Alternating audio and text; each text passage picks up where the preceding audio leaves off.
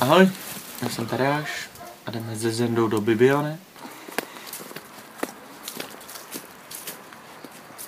Ahoj, děcka, jsem Zenda. Asi vás zajímá, kde spíme. Převážně pod Čirákem, protože není sranda si sehnat hotel nebo něco takového, ale my hlavně chceme nasát toho turistického ducha.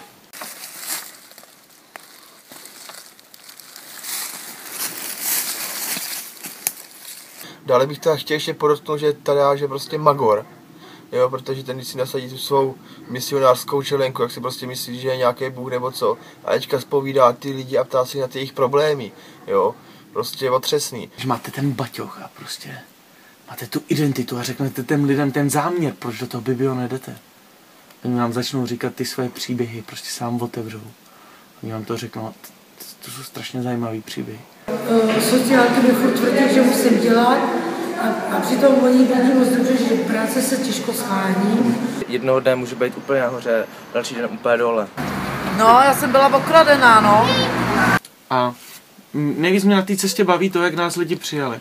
To je úplně úžasný, jo? Jako prostě tančili jsme s lidma. Paní nám dala lízátko, jo? Srdíčko z lásky od držkatý báby. A já si to otevřu až v Bibione.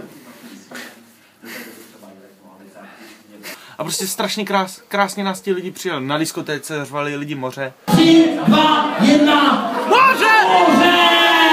Moře láká, výborně. Jak se jmenou ty kluci?